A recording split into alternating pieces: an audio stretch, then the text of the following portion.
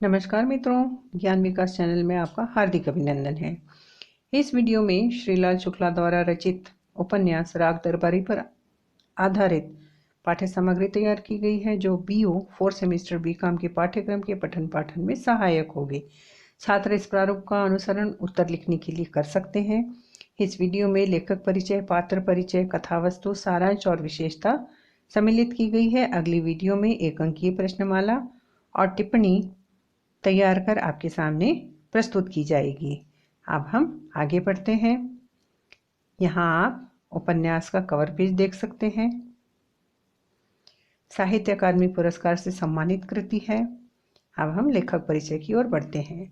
राग दरबारी श्रीलाल शुक्ला का उपन्यास है। 31 दिसंबर सन 1925 को उत्तर प्रदेश के अतरौली कस्बे में आपका जन्म हुआ। आपका परिवार खेती करते थे। आपने बीए की शिक्षा प्रयाग में प्राप्त की तथा एमए लखनऊ विश्वविद्यालय से पूर्ण किया। इसके बाद 1949 में सिविल सेवा में आपका चयन हो गया।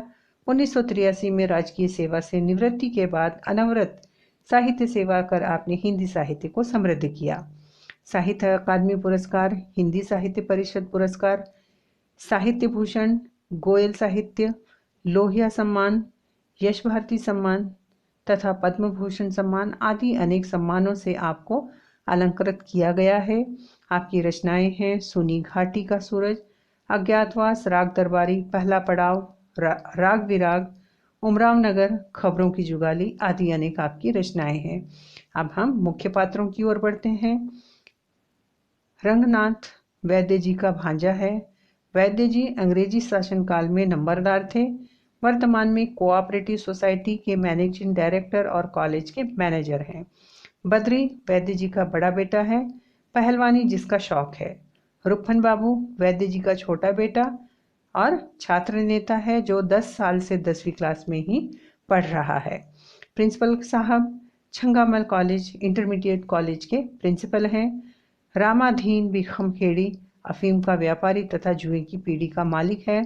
सनीचर जिसका असली नाम मंगलदास है, जो वैद्य जी का सीधा हाथ और विश्वास पात्र है।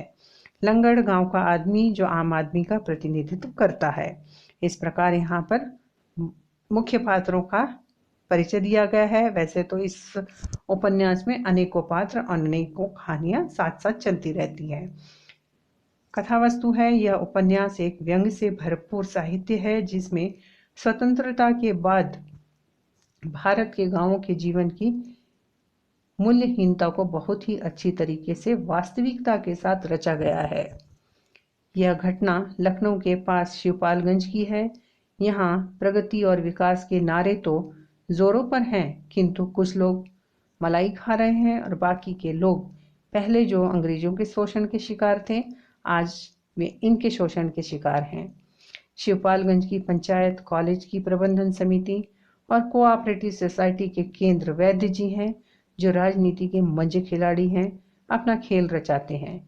यह उपन्यास व्यवस्था की धज्जियां उड़ाता है, शिक्षा व्यवस्था पर भी करारा व्यंग करता है तथा अंग्रेजी भाषा की लोकप्रियता पर चुटकी ली है।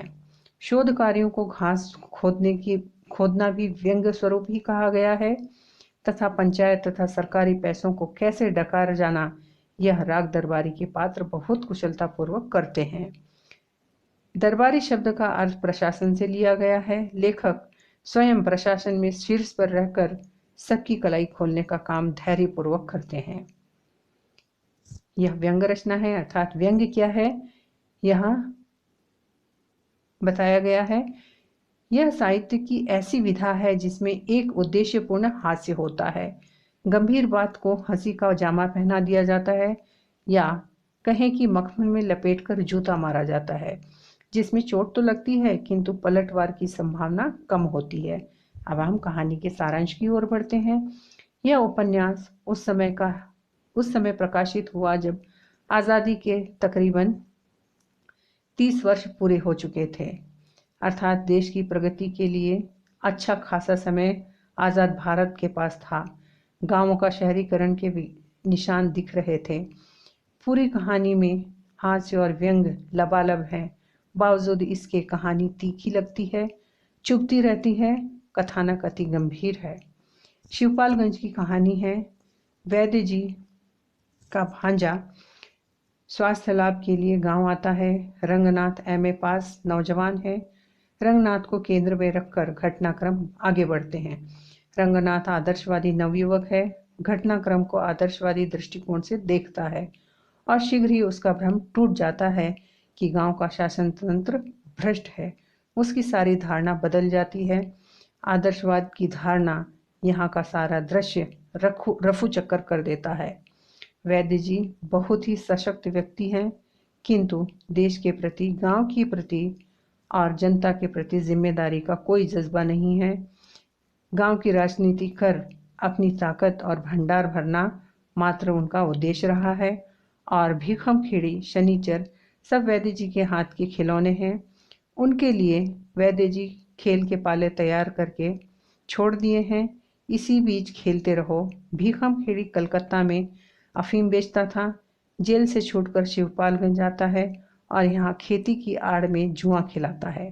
अर्थात व्यक्ति की फितरत कभी बदलेगी नहीं, भले वह कार्यक्षेत्र बदल ले, स्थान बदल ले। शनिचर चापलूसी का प्रतीक है और फैला तंत्र उसका इस्तेमाल करते हैं। उसे चुनाव लड़वाते हैं, ग्राम प्रधान बनाते हैं, किंतु वह एक मोहरा मात्र है।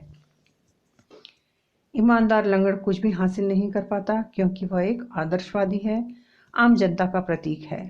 रंगनाथ यह सब अपने आंखों के सामने देख रहा है। इन 5-6 महीनों में घटनाक्रम चलता रहता है। यह बहुत ही तीखा साहित्य है, व्यंग्यपूर्ण गंभीर विषय है। कॉलेज के प्रिंसिपल छात्रों का भविष्य ताक पर रखकर अपनी नौकरी बचाने, पैसा कमाने, पैर मजबूत करने वाले भ्रष्ट व्यक्ति हैं। अर्थात छात्रों को, युवाओं को देश का भविष्य कहा जाता है। वहाँ कॉलेज के छात्र खिड़कियों से रोड पर आवाजाही देखते हैं। कॉलेज के मास्टर को पढ़ाने से अधिक चिंता अपनी आटा चक्की की है। अपने देश का कानून बहुत पक्का है, जैसा आदमी वैसी अदालत, अर्थात न्याय तंत्र का असली रूप दिखाता है। हर कर्मचारी, व्यक्ति, नागरिक अपना सिक्का जमाने की कोशिश में है। देश हित की कोई अहमियत नहीं है। रंगनाथ अपने आदर्श और यथार्थ की खींचतान में भिड़ा रहता है। अंत में वापस शहर जाना चाहता है तो कॉलेज के प्रिंसिपल उसे कहते हैं कि इसी कॉलेज में पढ़ाए, किंतु वह कहता है, मुझे यहाँ का भ्रष्ट तंत्र पसंद नहीं है, मैं आगे बढ़ना चाहता हूँ। इस पर प्रिंसिपल कहता है कि तुम पूरे के पूरे गधे हो, पढ़ लिखने के बाद भी। अतः यह व्यवस्था सुधरने वाली नहीं है। प्रिंसिपल एक असुरक्षित भाव से ग्रसित व्यक्ति है और परिणाम स्वरूप खन्ना जैसे अच्छे और छात्रों के प्रिय शिक्षक को षड्यंत्र रचकर प्रिंसिपल नौकरी से निकलवा देते हैं। खन्ना एक योग्य शिक्षक है, किंतु अयोग्य व्यक्तियों के भय का कारण बन गया है और उसे अच्छा कार्य करने के एवज में नौकरी छोड़ देनी पड़ती है। न्यायालय की कलाई भी खुलती है। पंडित राधेलाल, जिनकी प्रसिद्धि कभी न उखड़ने वाले गवाह के रूप में होती है। जिस तरह कोई भी जज किसी मुकदमे में फैसला दे सकता है, कोई भी वकील कोई भी सबूत पेश कर सकता है, वैसे ही पंडित राधेलाल किसी भी केस में कैसी भी गवाही दे सकता है, यहाँ तक कि चश्मदीद गवाह भी बन जाता है। इस प्रकार हम देखते हैं कि शिवपालगंज में खुलेआम भ्रष्टाचार, चोरी चकारी, षड्यंत्र, घूसखोरी, सूदखोरी, सरकारी ग्रांट खोरी, मिलावट, बेजवाबदारी, झूठ का बोलबाला है और वह भी खुलेआम। रंगनाथ के शिवपालगंज में आगमन से उपन्यास की कहानी शुरू होती है और उसके पलायन से कहानी का अंत होता है। अब हम विशेषता की ओर बढ़ें, उससे पहले आपसे निवेदन है कि वीडियो को लाइक करें, शेयर करें, चैनल को सब्सक्राइब करें, कमेंट बॉक्स में सुझाव लिखें, आवश्यक सामग्री की आवश्यकता हो तो लिखें।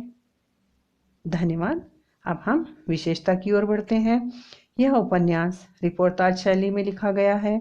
कहानी गांव के परिदृश्य से संबंध रखती है, किंतु यह आंचलिक उपन्यास नहीं है। स्वतंत्रता के बाद शासन व्यवस्था का असली रूप दिखाया गया है। स्त्री पात्र के नाम पर केवल एक ही पात्र है, बेला, और महिला पात्रों के प्रति कोई सम्मान सूचक घटनाक्रम नहीं दिखाया गया है। सामाजिक मूल्यों का पतन होता दिखाया गया है। गांवों का बदलता रूप दिखाया गया है। उपन्यास को आंखें खोलने वाला उपन्यास कहा जा सकता है। भाषा शैली कहीं कहीं पाठकों के लिए तकलीफदायक लगती है, क्योंकि सामान्य जीवन में ऐसे शब्दों का चयन हर किसी के दैनिक जीवन में सामान्य नहीं होता है। जैसे गालियों का मौलिक महत्व आवाज़ की ऊंचाई में है, अर्थात यहाँ गालियों को, गाली गलौज वाली भाषा को स्थान दिया गया है। इस प्रकार हम देखते हैं राग दरबारी भ्रष्ट तंत्र का एक तेजाबी दस्तावेज है। धन्यवाद।